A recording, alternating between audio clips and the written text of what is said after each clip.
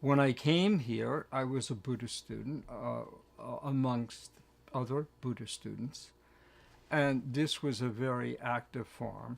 It was really quite an experience for me, not being a country boy. So I tell people now I feel kind of like Woody Allen with 7 old farm buildings.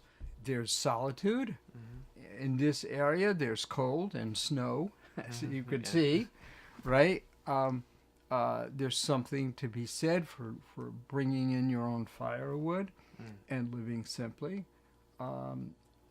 The older I get, the more I feel like less is more. Think of opera. What places and people come to mind? The Metropolitan Opera in New York, maybe Milan in Italy, Placido Domingo or Luciano Pavarotti. There's opera in a lot of unusual places as well, sung by ordinary folk. ABC's John McKenzie has discovered one of them. When Walter Noack bought this land, he was dominant, he was facile, he was multi-skilled. Walter was a Juilliard graduate, a very gifted pianist, and a real visionary, so he could think big, do big, and do it repeatedly, which is a rare quality.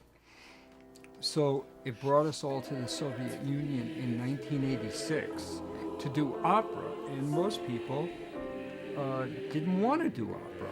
But Walter was so charismatic and gifted that to do Aida or Boris Godunov or Porgy and Bess became possible. And was not only possible, it was thrilling. It seems like that was a pretty powerful thing that Walter had created. Exactly. For when people came out. Exactly.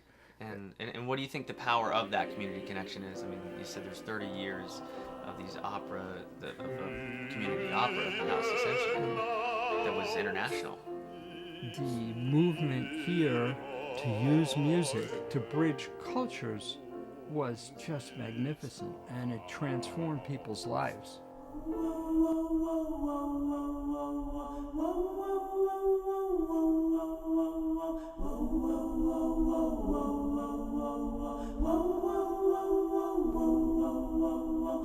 I find your summer, I'll take your fall. You know it's useful if you carry all. I've heard you say you can if you let me outstand. I know I can be a person of necessity.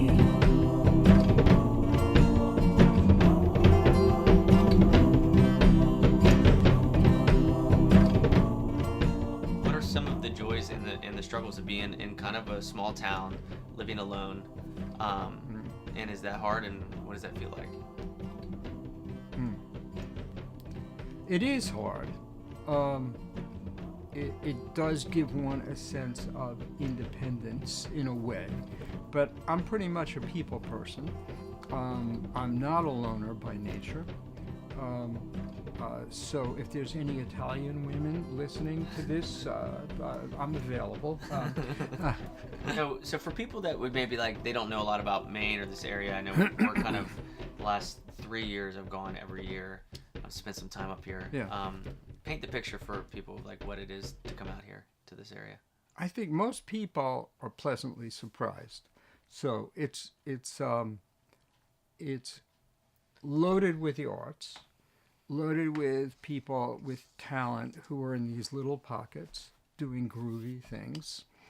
Yeah, I've always thought one of the interesting things, what you say is 1.3 million people here? Yes. Something like that, where it does feel small town, most places that you go, but at the same time, there's like this really interesting culture everywhere. Like Yeah. I feel like the people it's a different culture in these small towns than it is in anywhere else in the United States.